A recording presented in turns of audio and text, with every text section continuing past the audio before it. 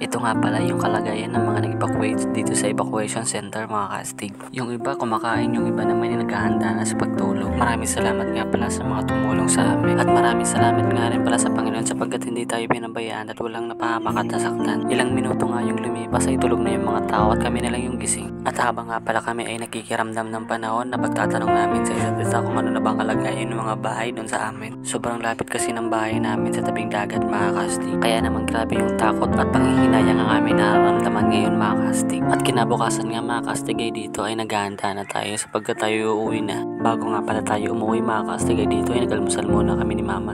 At dito nga pala mga kastig dala-dala ko na yung mga gamit namin pa uwi.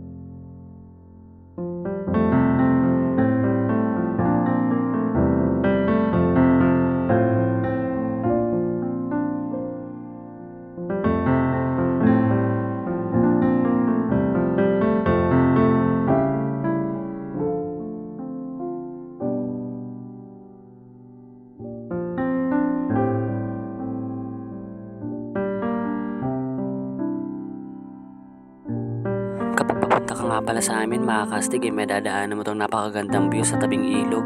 Sobrang baha nga pala kasi dito mga kastig sapagkat dala pala ng bagyo. Kung makikita nga pala ninyo mga kastig, sobrang labo nga pala yung tubig ng ilog. Malakas din pala yung agos niyan mga kastig sapagkat baha.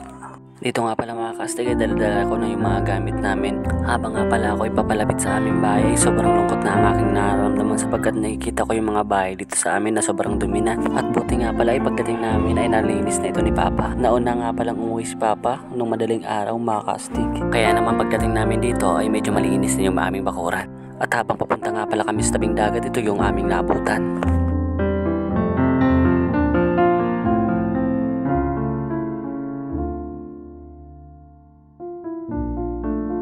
At dito ay madadaanan mo yung mga basura, mga sirang bahay dahil sa gawa ng alon. At dito rin ay makikita mo yung mga bata na kahit ganito yung nangyari ay hindi pa rin nawawala sa kanila yung saya at pag-asa. Makikita nyo rin pala yung mga bahay na wala ng bubong, sira-sira na at wala ng mga haligi.